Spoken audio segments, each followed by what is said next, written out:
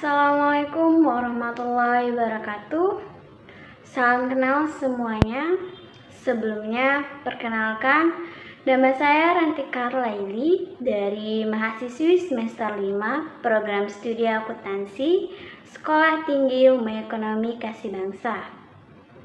Untuk video kali ini, saya akan bahas akuntansi keuangan lanjutan kedua pada bab ke-13, yaitu laporan segmen dan interim pada subbab perubahan akuntansi dalam periode interim. Video kali ini dibuat untuk memenuhi ujian tengah semester akuntansi keuangan lanjutan kedua. Selamat menyaksikan.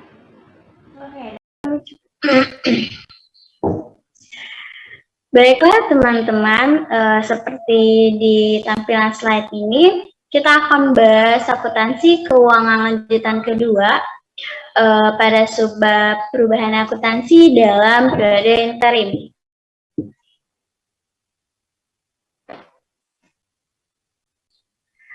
Perubahan akuntansi dalam periode interim ini terdapat dalam PSAK 25, yaitu mengenai kebijakan akuntansi, perubahan estimasi, dan kesalahan. Nah, di sini juga menyebutkan perubahan akuntansi itu dalam 3 kategori. Yang pertama itu adalah perubahan kebijakan akuntansi. Yang kedua itu perubahan estimasi akuntansi. Dan yang ketiga itu ada kesalahan.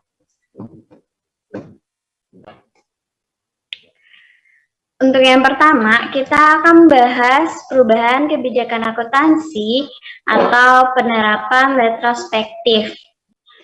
Nah, di penerapan kebijakan akuntansi ini juga yang diterima secara umum itu biasanya ke prinsip akuntansi yang diterima secara umum. Lainnya itu untuk pengukuran atau penilaian yang mensyaratkan proses penerapan retrospektif ini. Dan ini tuh juga diterapkan untuk tujuan pengukuran atau penilaian yang mensyaratkan proses penerapan retrospektif. Untuk penerapan retrospektif, itu adalah penerapan kebijakan akuntansi baru untuk transaksi, peristiwa, dan kondisi lain yang mana itu seolah-olah kebijakan ini telah ditetapkan. Jadi, semua laporan keuangan tahunan berikutnya itu maupun periode interim akan disesuaikan selama dampak perubahan kebijakan akuntansi itu. Nah, dari setiap dampak ini juga langsung dari perubahan kebijakan akuntansi yang mana itu termasuk efek yang berkaitan dengan pajak. Itu juga dimasukkan dalam penerapan retrospektif pada periode sebelumnya. Nah, contohnya sih sebenarnya teman-teman juga bisa tahu kayak misalnya perusahaan membuat perubahan metode rata-rata tertimbang menjadi metode persediaan FIFO pada tahun berjalan. Nah, maka perusahaan itu harus menerapkan metode FIFO secara retrospektif ke semua periode laporan keuangan sebelumnya yang telah disediakan. Nah, dari jumlah persediaan awal untuk periode sajian paling awal, ini akan disesuaikan untuk mencerminkan kebijakan akuntansi baru dengan penyesuaian yang berhubungan dengan saldo laba dan metode baru, yang mana ini akan direfleksikan dalam laporan keuangan yang disajikan berikutnya.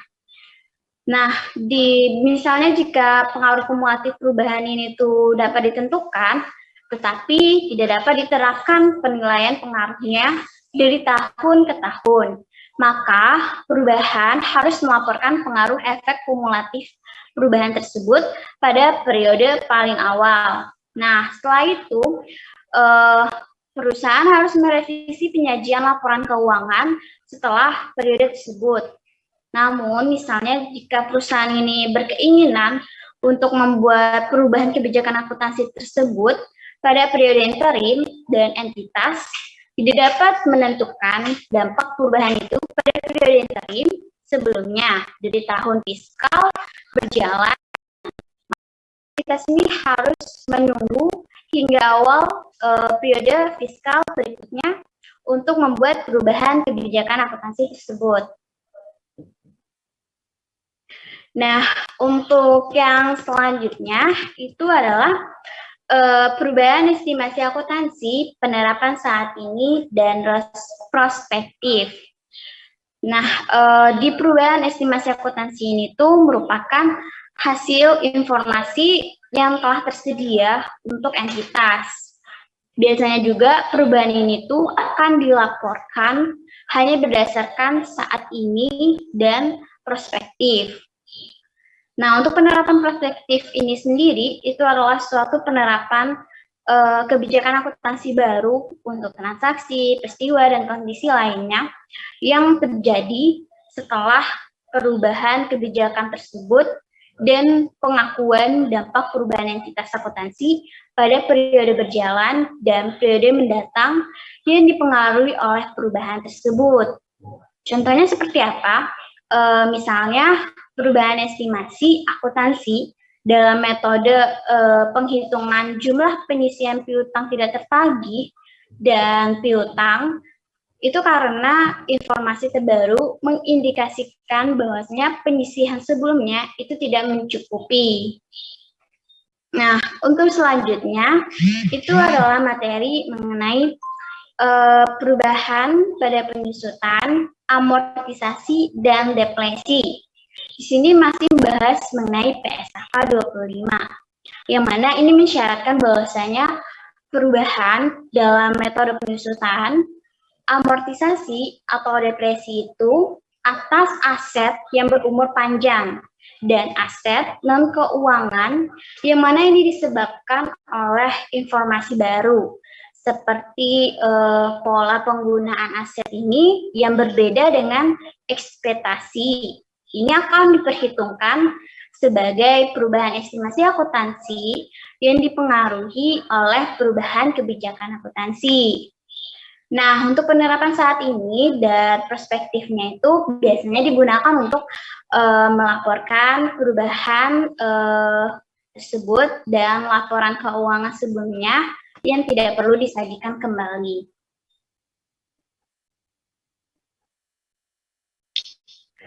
Nah, untuk selanjutnya, materi yang terakhir itu mengenai kesalahan. Nah, biasanya kalau kita membuat laporan keuangan dalam perusahaan pasti memiliki kesalahan. Nah, kesalahan itu biasanya standar yang berlaku itu menyatakan bahwanya misalnya sebuah koreksi atau kesalahan dalam laporan keuangan yang diterbitkan sebelumnya itu bukanlah perubahan estimasi akuntansi dan entitas itu harus menyajikan kembali laporan keuangan yang telah disajikan sebelumnya untuk mengoreksi kesalahan pada laporan tersebut.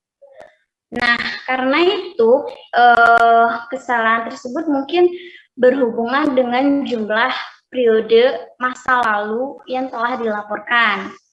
Nah, di PSAK 25 juga itu mensyaratkan bahwasanya kalau misalnya ada kesalahan yang telah dikoreksi secara retrospektif pada laporan keuangan lengkap pertama yang mana telah diterbitkan setelah ditemukannya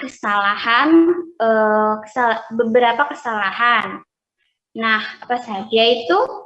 Nah, yang pertama itu adalah menyajikan kembali jumlah komparatif untuk periode sebelumnya yang disajikan di mana kesalahan itu terjadi. Nah, yang kedua, misalnya jika kesalahan itu terjadi sebelum periode sajian paling awal, maka harus menyajikan kembali saldo awal aset, liabilitas, dan ekuitas untuk periode sebelumnya sajian yang paling awal.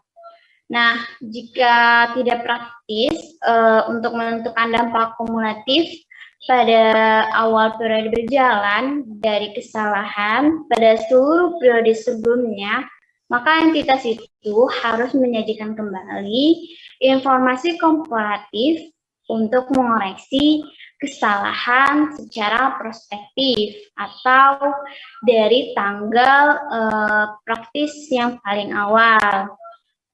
Nah, biasanya di entitas juga membuat perubahan akuntansi ini juga diharuskan untuk membuat jumlah pengungkapan pada periode di mana perubahan itu terjadi.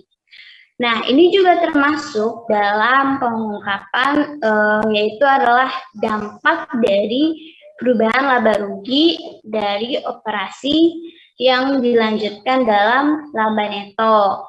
Nah, dalam kasus perubahan kebijakan akuntansi ini juga entitas juga harus mengungkapkan sifat dan jumlah kesalahan untuk perubahan tersebut serta dapat dampak kumulatif terhadap perubahan saldo laba maupun komponen ekuitas lainnya pada permulaan periode sajian paling awal.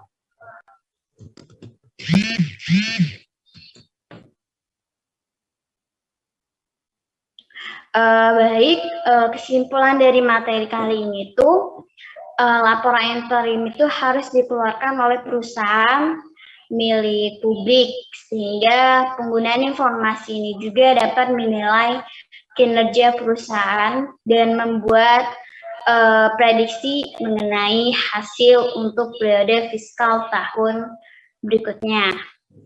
Mungkin itulah materi yang dapat saya sampaikan. Terima kasih.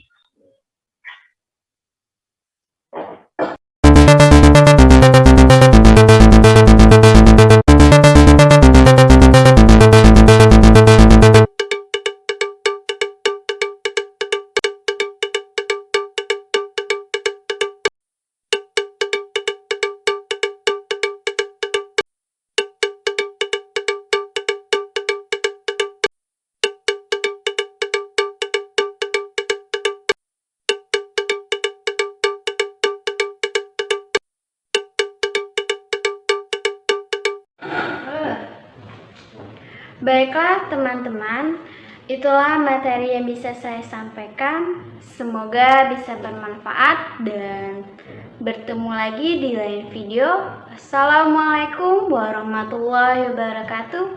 Sampai jumpa. Bye.